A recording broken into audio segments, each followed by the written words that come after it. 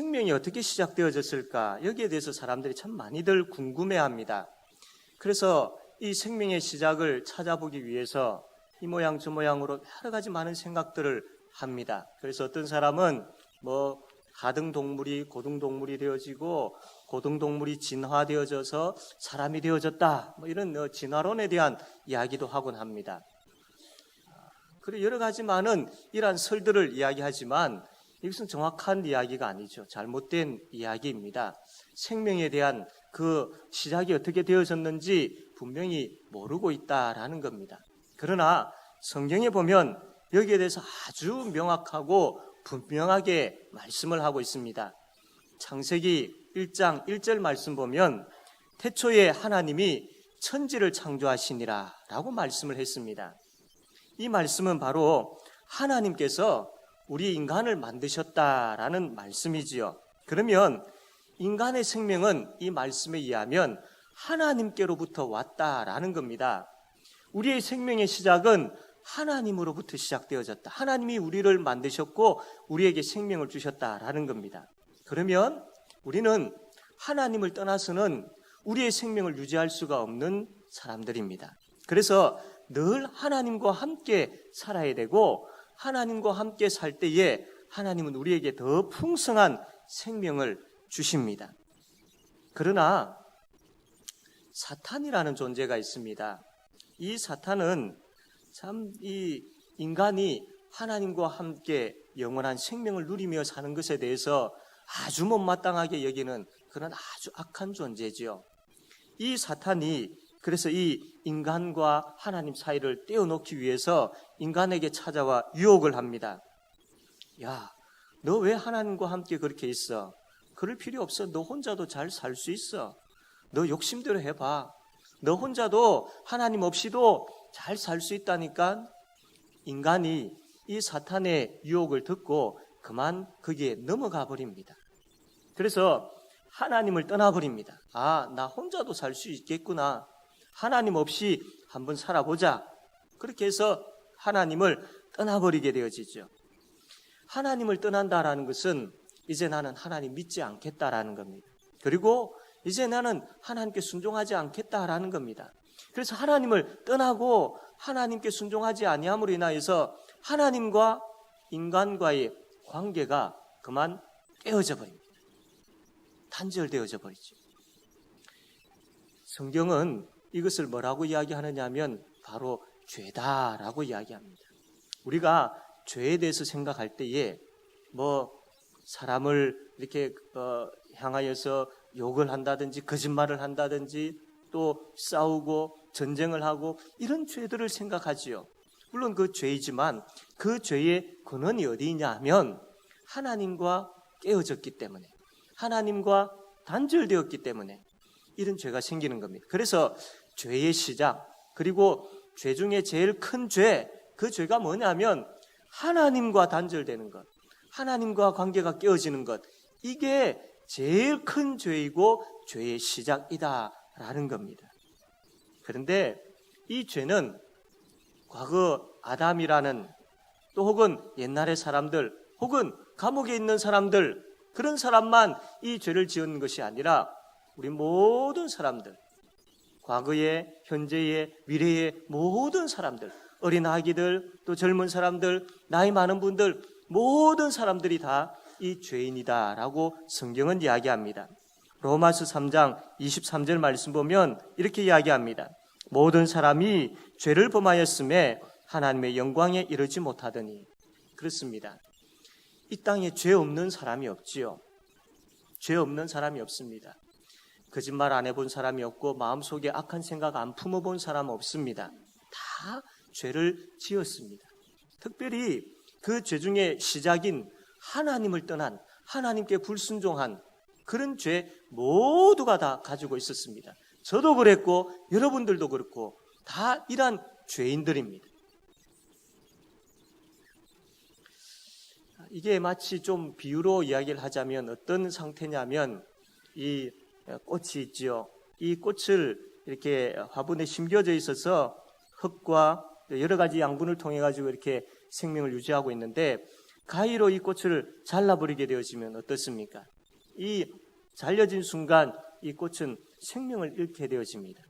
그러나 잘려졌다고 해가지고 이 꽃이 당장 시들지는 않지요. 그래도 어느 순간은 좀 남아 있습니다. 그 시간이 지나고 난 다음에는 결국 마르게 되어지고 먼지가 되어져 버리는 것이죠. 이와 같이 우리 인생도 마찬가지입니다. 하나님을 떠난 인간도 조금 전에 말씀드린 이 잘려진 꽃과 같은 겁니다. 하나님을 떠났기 때문에 하나님으로부터 공급받는 생명이 잘라져 버린 겁니다. 물론 우리가 이 꽃이 잘라졌다고 해가지고 당장 시들지 않는 것처럼 하나님과 단절되어졌다고 해가지고 우리 육신이 갑자기 죽게 되어지지는 않습니다. 잘려진 꽃이 어느 정도 그렇게 모양을 유지하고 있는 것처럼 하나님과 단절된 우리 인간도 어느 정도 그 육신의 호흡은 남아있게 됩니다. 그러나 하나님과 단절되었기 때문에, 잘려져 버렸기 때문에 이미 생명이 없는 것이죠. 죽은 것이나 마찬가지입니다. 그래서 남아있는 이 호흡을 가지고 시름시름 살다가 결국 죽어서 지옥 형벌을 받게 되어지는 것이 바로 인생이라는 겁니다. 인생. 왜냐하면 죄 때문이죠. 죄 때문에. 죄 없는 사람이 없고 모든 사람이 죄인이고 그 죄로 인하여서 결국에 가서는 죽음과 영원한 지옥 형벌을 받게 되어진다라는 것입니다. 물론 또 우리가 잠시 남아있는 이 호흡으로 지금 우리가 살아가고 있지 않습니까? 근데 보십시오. 하나님 떠난 인간이 어떻습니까? 시기와 질투와 거짓말과 또 싸움과 심지어 전쟁과 살인과 이런 일들이 얼마나 많습니까? 하나님을 떠난 인간의 삶이 바로 이러한 삶이다라는 것을 우리가 직접 경험하고 눈으로 보아서 잘 알 수 있습니다. 그렇게 불행하게 살다가 결국 죽어서 영원한 지옥 형벌을 받게 되어지는 것이 바로 인생입니다. 왜 그렇다고 했습니까? 바로 죄 때문이라고 했습니다. 죄. 사람이 지은 이 죄, 사람 속에 있는 이 죄, 저와 여러분 속에 있는 이 죄, 이 죄가 우리를 이렇게 영원한 죽음의 자리로 이끈다. 이 죄로 인하여서 이미 우리는 영원한 죽음의 자리에 있다라는 것을 우리가 먼저 알아야 됩니다. 그렇다면 내가 죄인이구나. 이 죄로 인하여서 내가 죽은 자이고 지옥 형벌을 받게 되어질 자이구나라는 것을 알게 되어지면 그 다음에 어떤 생각을 가지게 되어지냐면 그럼 여기서 어떻게 건짐을 받을 수 있을까? 여기서 어떻게 내가 구원을 받을 수 있을까? 이런 생각을 가지게 되어집니다.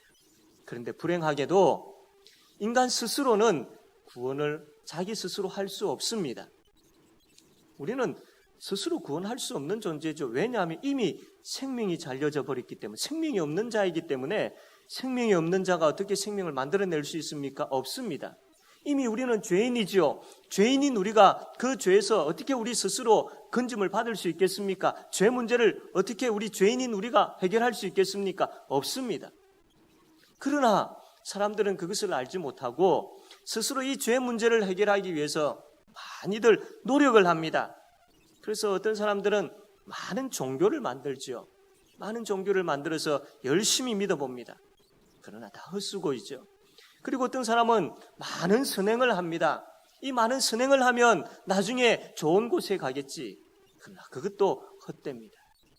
어떤 사람은 수행을 통하여서 깨달음의 단계에 이르게 되어지면, 좋은 깨달음의 단계에 이르게 되어지면 그게 구원이 아닌가 이런 이야기도 합니다. 그러나 그 모든 것들은 구원이 아니고 그러한 것들을 통하여서 구원을 얻을 수가 없습니다.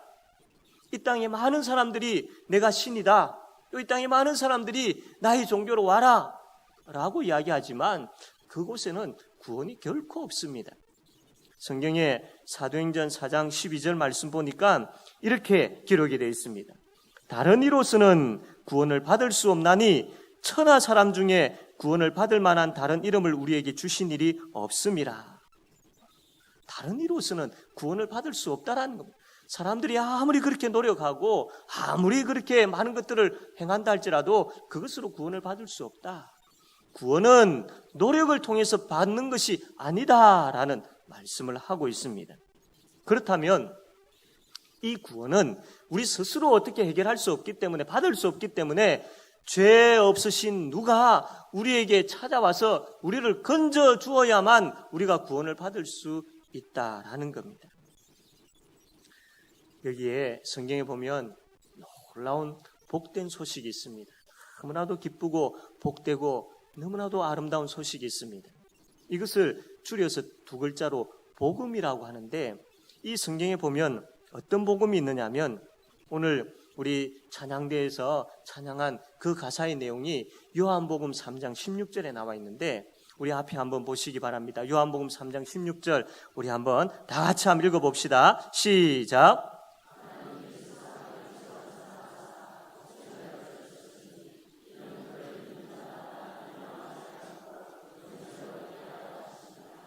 아멘. 죄 없으신 누가 우리에게 찾아와서 우리를 건져 주어야만 우리가 구원을 받을 수 있는데, 바로 죄 없으신 예수님이 우리에게 찾아오셔서 우리를 건져 주셨습니다.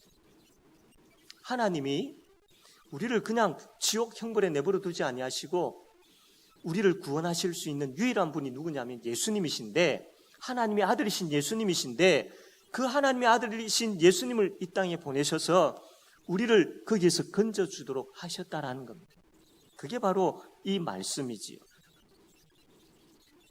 그렇다면 예수님께서 이 땅에 오셔가지고 어떻게 우리를 구원해 주셨을까요? 어떻게 우리를 구원해 주셨을까요? 예수님이 이 땅에 오신 목적에 대해서 이야기합니다. 하나님께서 예수님을 보내셨는데, 그래서 예수님이 이 땅에 오셨습니다. 그 예수님이 내가 이 땅에 온 목적이 뭔 줄 아느냐? 왜 이 땅에 내가 온 줄 아느냐? 라고 하시면서 이야기하신 것이 오늘 우리가 처음에 읽었던 마가복음 10장 45절 말씀입니다. 우리 다시 한번 읽어보도록 합시다. 자, 시작.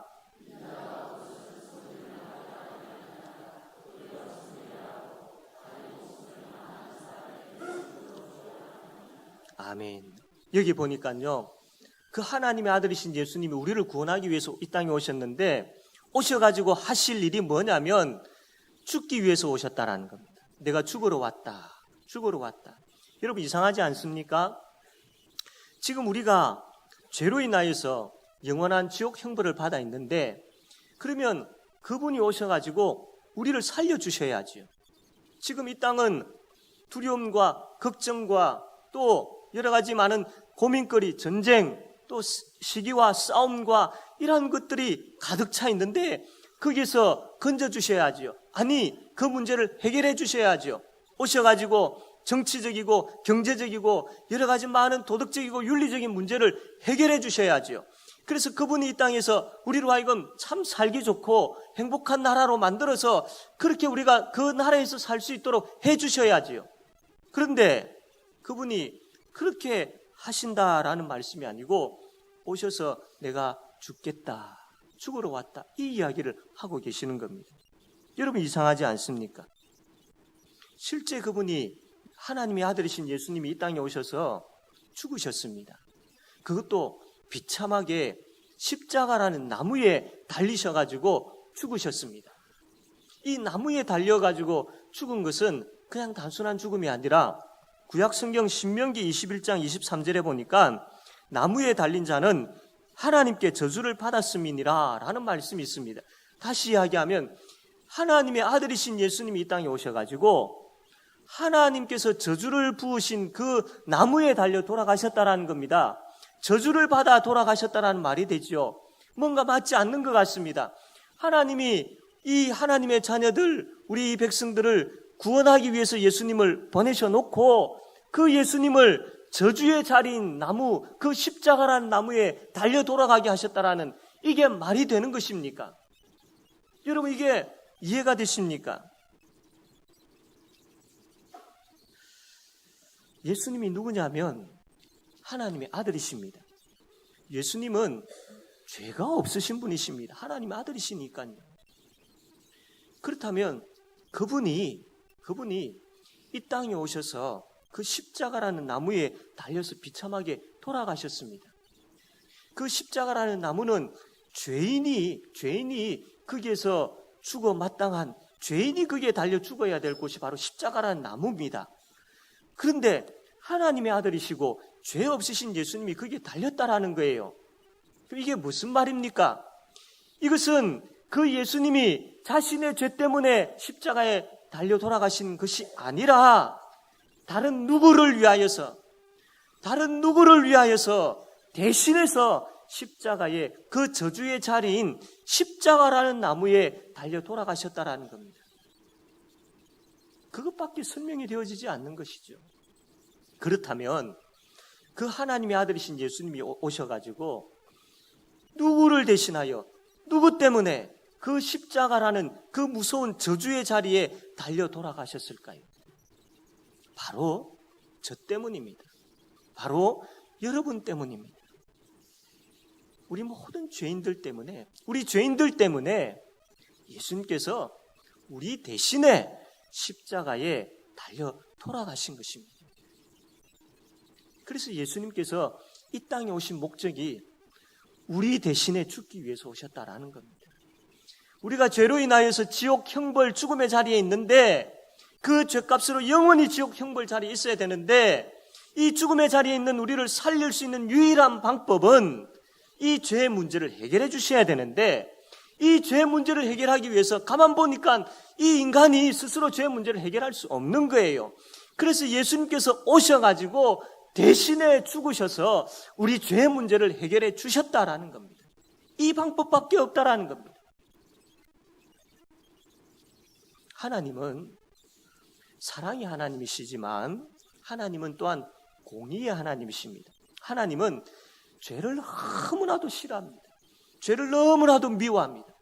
그래서 성경에 보면 로마서 6장 23절에 이런 말씀이 있습니다. 죄의 삭은 사망이요. 즉 죄를 지었으면 그 죄에 대한 대가로 하나님께서 요구하시는 것이 뭐냐면 죽음이다라는 겁니다. 죽음이다. 그 죄 문제를 해결할 수 있는 유일한 길은 죽음밖에 없다라는 겁니다. 그래서 우리가 죄를 지었고 우리가 그 저주의 하나님의 저주의 자리인 그 나무에 달려 죽어 영원한 지옥 형벌로 가야 될 자들이다라는 겁니다. 그런데 예수님께서 이 땅에 오셨고 예수님께서 그 자리에 우리 대신에 십자가에 못 박혀 돌아가셨고 하나님은 그 죄값을 그 죄에 대한 것들을 우리에게 묻지 아니하시고 예수님께 다 짊어지게 하셔서 그 십자가 그 피 흘리신 예수님의 그 자리에 십자가에 달리신 그 예수님께 우리 죄값을 대신 물으신 것이죠. 그래서 예수님께서 우리 죄값 대신에 십자가에 달려 돌아가신 것입니다. 마가복음 10장 45절 말씀은 바로 그 내용입니다. 인자가 온 것은 섬김을 받으려 함이 아니라 도리어 섬기려 하고 자기 목숨을 많은 사람의 대속물로 주려 함이니라. 이것 때문입니다. 예수님이 이 땅에 오신 이유는 우리 대신에 죽기 위해서 오셨습니다. 예수님께서 십자가에 죽으심으로 어떤 일이 벌어진 줄 아십니까? 첫 번째로 우리 죄 문제가 해결되었습니다. 죄 문제가 해결되었습니다. 아무리 노력해도 해결할 수 없었던 죄이지 않습니까? 계속해서 고민해왔던 죄, 늘 우리를 죄책감 가운데 사로잡고 있었던 죄, 그 죄들, 내가 고치려고 해도 고쳐지지 않았던 죄, 계속 양심을 짓누르고 있었던 그 죄, 아무리 노력해도 해결되지 않았지 않습니까? 그 죄의 문제를 해결해 주셨습니다. 뿐만 아니라 하나님을 알지 못하고 하나님을 떠났던 그 죄 중에 제일 큰 죄, 그 죄의 문제를 예수님께서 십자가에서 다 해결해 주셨습니다. 다 해결해 주셨습니다. 그러므로 예수님께 나오는 자는 그 죄 문제가 해결되어집니다. 죄 문제가 해결되어지면요, 이 지옥 형벌의 죽음의 문제도 해결되어집니다. 그리고 두 번째로 예수님의 십자가 죽음으로 인하여서 우리가 얻게 되어지는 것이 자유입니다. 자유. 우리는 사탄의 노예로, 죄의 노예로, 죽음의 노예로 살았던 사람들입니다. 우리가 이 살아가는 인생에 대해서, 나이에 대해서 이야기를 할 때에 이제 앞으로 살 날이 얼마 남지 않았다라는 이야기를 하죠. 이제 나에게 죽음이 다가오고 있다라는 그런 의미가 되는 겁니다. 우리는 죽음을 향해서 나아가고 있는 인생들입니다. 그런데 예수님을 믿으면요, 예수님의 그 십자가를 믿게 되어지면, 예수님이 내 죄를 대신하여 죽으셨다는 이 사실을 믿게 되어지면 죽음을 향하여 가는 인생이 이제는 천국을 향하여 가는 인생으로 바뀌는 줄로 믿으시기를 바랍니다. 그렇습니다. 정말 그렇습니다.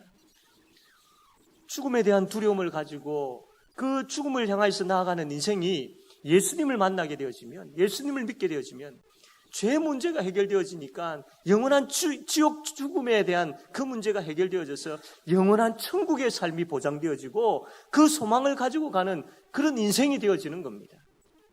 그리고 세 번째로 예수님을 믿게 되어지면요, 그 십자가를 믿게 되어지면, 예수님이 우리를 구원하게 되어지면 어떤 일이 벌어지느냐 하면 하나님과 화목하게 되어집니다. 하나님과의 관계가 단절되어졌습니다. 하나님을 떠난 인생을 보십시오. 얼마나 비참합니까? 그러나 하나님을 만나게 되어집니다. 예수님 때문에 하나님을 알게 되어지고 하나님을 믿게 되어집니다. 그 하나님과 화목하게 되어지죠. 그러면 이 땅에서 우리가 하나님을 인하여서 너무나도 기뻐하고 감사거리가 너무나도 많아지고 너무나도 행복한 삶을 살게 됩니다. 요즘 사람들이 행복을 많이 추구합니다. 그래서 그 행복을 위하여서 많은 것들을 준비하고 또 모으고 가지려고 하죠. 물론 그런 것들이 순간적인 기쁨을 우리에게 줄 수 있습니다. 그러나 참된 마음의 평안과 쉼과 안식과 행복을 줄 수는 없습니다. 이 땅에 영원한 것이 없지요. 그러나 하나님을 만나게 되어지고 그 하나님을 알게 되어지고 그 하나님의 구원을 받게 되어지면요, 너무나도 행복합니다. 내가 가진 것 없어도 행복하고요, 내가 건강하지 아니하여도 행복하고요, 너무나도 행복합니다. 이 행복의 자리로 오지 아니하시겠습니까?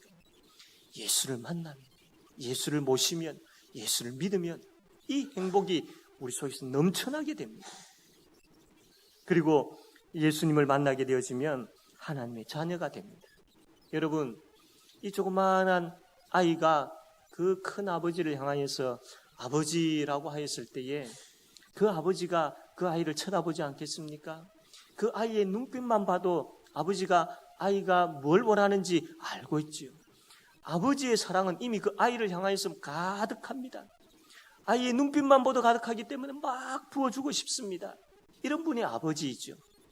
위기 상황, 어려운 상황이 있을 때에 아버지라고 다급하게 부르면 그 아버지가 어떻습니까? 다 막아주죠. 그 아이를 꼭 품에 안아서라도, 본인이 대신 그 어려움을 당하여서라도 그 아이를 꼭 안아주죠. 이런 분이 아버지이시지 않습니까? 하나님이 우리 아버지가 되신다라고 합니다. 예수를 믿으면 하나님이 우리에게 너 나의 사랑하는 아들이야, 너 나의 사랑하는 딸이야, 너 나를 부를 때 아버지라고 불러라고 이야기합니다. 하나님을 아버지라 부를 수 있는 큰 은혜를 우리가 겪게 되어지죠. 받게 되어지죠. 예수를 믿으면. 그런데 의문이 생기죠. 과연 이게 사실일까? 2000년 전에 이 땅에서 십자가에 못 박혀 죽은 그 예수라는 그 분이 과연 하나님의 아들일까? 그 십자가에서 예수라는 분이 죽었는데 그게 나와 무슨 상관이 있는가? 그 십자가의 죽음이 내 죄를 사해 줬다라고 하는데 이게 어떻게 증명되어질 수 있는가? 이런 의문이 생기지요. 그런데 우리 하나님은 여기에 대해서 깔끔하게 정리해 주셨습니다. 이 의심과 의문을 다 해결해 주셨어요. 어떻게? 십자가에 못 박혀 돌아가신 예수님께서 3일 만에 다시 살아나셨습니다. 하나님께서 그 예수님을 살리셨습니다. 그리고 증거하십니다. 증명하십니다. 분명히 보여주십니다. 이 예수님이 하나님의 아들이시다라는 것을 보여주십니다. 죄 문제를 해결하기 위하여 십자가에 못 박혀 돌아가셨습니다. 죄 문제가 해결되어지면 죽음의 문제도 해결되어집니다. 죽음의 문제가 해결되어지니까 예수님께서 그 죽음의 사망 권세 아래 더 이상 놓여 있을 필요가 없으시지요. 그래서 살아나신 것입니다. 예수님께서 다시 살아나셨다는 것은 죄 문제를 온전히 해결하셨고 죽음의 문제를 온전히 해결하셨다는 그 증거입니다. 예수님이 다시 살아나셨어요. 이거를 부활이라고 합니다. 이거는 진리입니다. 이거는 실제 사실입니다. 이건 역사적인 분명한 사실입니다. 하나님의 아들이십니다. 우리 죄 문제를 해결해 주셨습니다. 죽음의 문제를 해결해 주셨습니다. 예수님의 부활이 바로 이것을 분명하게 증거하고 있습니다.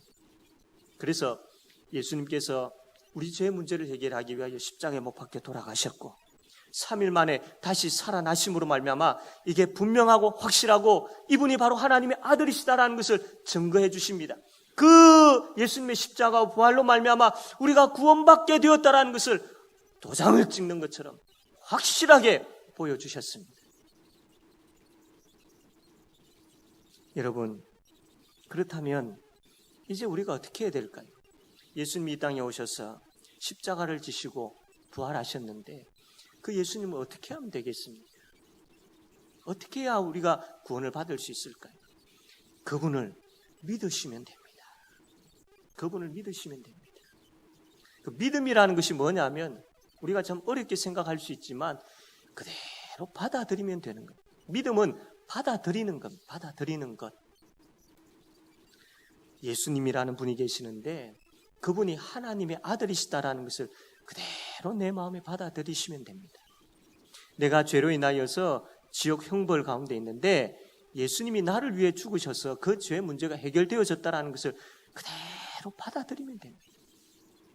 그래서 내가 이 지옥 형벌의 문제가 해결되어지고 천국 가는 인생이 되었다라는 것을 그대로 받아들이면 됩니다. 예수님이 십자가를 지셨고 부활하셨다라는 사실을 그대로 받아들이면 됩니다. 내가 그대로 받아들이겠습니다. 내가 지식이 짧고 또 이해력이 부족하고 지금 내가 이것을 보아도 그렇게 내가 이해되어지지 않지만 그럼에도 불구하고 지금 이 하나님의 말씀이 들려지고 있는 이 사실을 내가 그대로 받아들이겠습니다. 그대로 받아들이겠습니다. 이게 바로 믿음인 것입니다. 여러분, 예수님을 받아들이시지 않겠습니까? 예수님을 내 마음에 모셔드리지 않겠습니까? 예수님이 우리를 구원하시기 위해서 이 땅에 오셨고 십자가를 지셨고 다시 살아나셨는데 그분이 지금 이곳에 오셔서 우리의 마음을 두드리면서 이야기하십니다.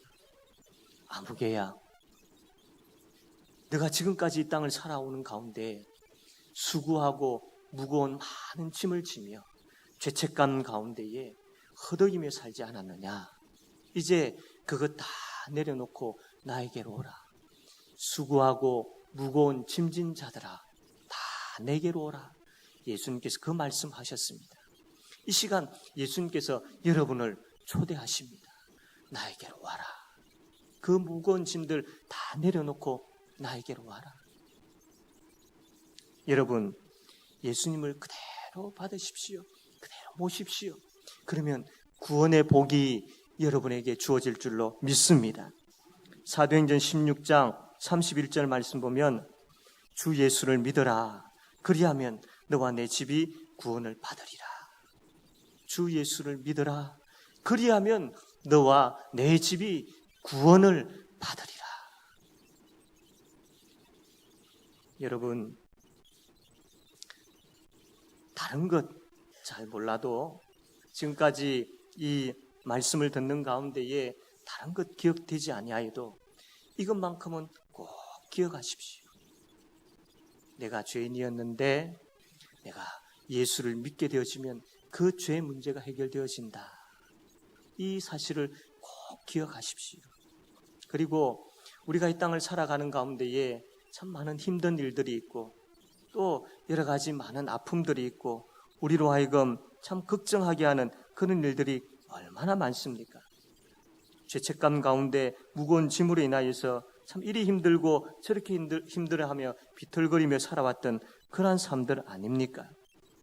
그러나 이제 그분, 나를 구원해 주신 바로 그분, 하나님의 아들이신 그분, 내가 뭔데 내 죄 대신하여 십자가에 못 박혀 돌아가신 그분, 나에게 부활의 소망을 주신 바로 그분을 그대로 받아들이시면 여러분의 문제가 해결되어집니다. 영원한 죽음의 문제, 죄의 문제만 해결되어지는 것이 아니라 지금 여러분들이 힘들어하고 아파하는 문제까지도 다 해결되어질 줄로 믿으시기를 바랍니다. 그러므로 그분을 모십시오. 그분을 마음에 모십시오. 그분이 여러분에게 찾아가실 것이며, 그분이 여러분을 구원하실 것이며, 그분이 여러분을 사랑하실 것이며, 그분이 여러분을 영원히 떠나지 아니하시고 여러분과 함께 하실 것입니다. 이게 바로 구원이라는 것. 이 구원의 은혜가 저와 여러분에게 충만하게 되어지기를 바랍니다. 그래서 예수 믿는 복을 누리게 되어지기를 바랍니다.